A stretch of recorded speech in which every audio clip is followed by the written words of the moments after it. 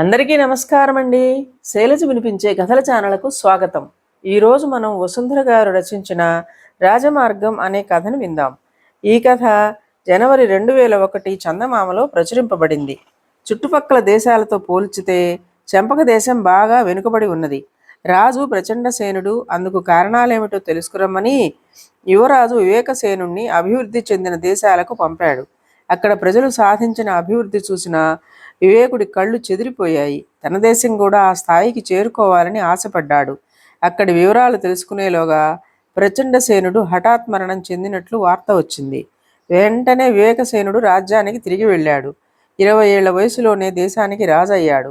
వివేకుడి మనసులో ఎన్నో అభివృద్ధి పథకాలున్నాయి. కానీ ఖజానాలో డబ్బు చాలదు కాబట్టి వాటిని అమలుపరచడం సాధ్యం కాదు. కొత్తగా పన్నులు వేద్దామనుకుంటే అప్పటికే పన్నుల భారం ఎక్కువైందని ప్రజలు ఘోషిస్తున్నారు. చెంపక దేశంలో జీవనదులు చాలా ఉన్నాయి. నీటి ఎద్దడి లేకపోవడం వల్ల పంటలు పుష్కలంగా పండుతాయి. అలాంటప్పుడు దేశం ఎందుకు అభివృద్ధి చెందడం లేదో వివేకుడికి అర్థం కాలేదు. ఈ రహస్యం ఛేదించడానికి ప్రజలే సమర్థులని భావించి అతడు కొంతకాలం పాటు మారువేషంలో దేశ సంచారం చేశాడు. దేశ సంచారంలో వివేకుడు ఒకసారి ఒక చెట్టు క్రింద నిద్రపోతున్న యువకుడిని చూసి తట్టి లేపి, పట్టపగలు నిద్రపోతున్నావు, నీకు వేరే పని లేదా అని అడిగాడు. పని చేయవలసిన అవసరం నాకేమున్నది చెప్పు, ఎప్పుడు అడిగినా తిండి పెట్టే పుణ్యాత్ములు ఊరి నిండా ఉన్నారు అన్నాడు ఆ యువకుడు. ఆ జవాబుకు ఆశ్చర్యపడిన వివేకుడు, అలాగా, నీకు తిండి పెడుతున్న వారిలో ఒక్కడి పేరు చెప్పు, నేను వెళ్ళి ఆకలి తీర్చుకుంటాను అన్నాడు. ఆ యువకుడు గ్రామాధికారి గౌరాంగుడి పేరు చెప్పాడు. గౌరాంగుడి ఇంటికి వెళ్ళిన వివేకుడికి చక్కటి ఆదరణ లభించింది. ఎక్కడ సుఖంగా భోజనం చేసి తిన్న ఇంటి వాసాలు లెక్క పెడుతున్నాను అనుకోవద్దు. మీ దాన ధర్మాలు దేశంలో సోమరిపోతుల సంఖ్యను పెంచుతున్నాయని మీకు ఎప్పుడూ అనిపించలేదా అన్నాడు. అందుకు గౌరాంగుడు ఒక్క క్షణం ఆగి, తెలుసు, కానీ ఏం చేసేది, అవసరానికి మించిన పంటలు పండుతున్నాయి, వాటిని వృధా చెయ్యలేం కదా అన్నాడు. మన పంటలను కొనేందుకు ఎన్నో దేశాలు సిద్ధంగా ఉన్నాయి. మీరు పంటలను అమ్మితే మన దేశానికి ఆదాయం పెరుగుతుంది కదా అన్నాడు వివేకుడు.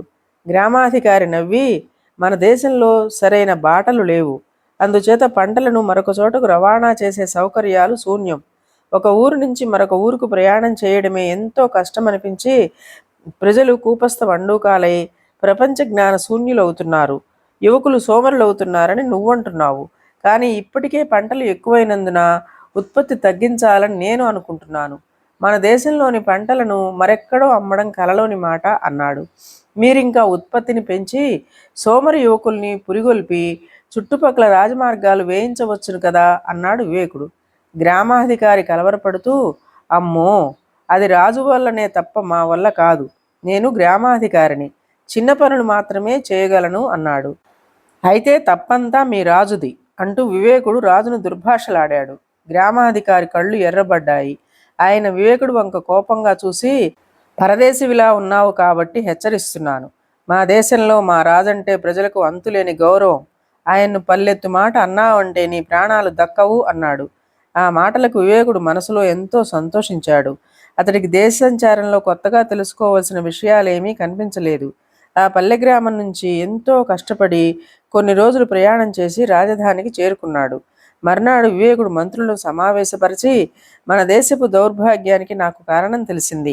అయితే అందుకు ఏం చేయాలో తెలియని అసహాయ స్థితిలో ఉన్నాను అంటూ తన దేశాటన అనుభవాలు చెప్పాడు. ప్రభు, ఎవరి కర్మకు ఎవరు కర్తలు, తమరు అనవసరంగా విచారపడకండి.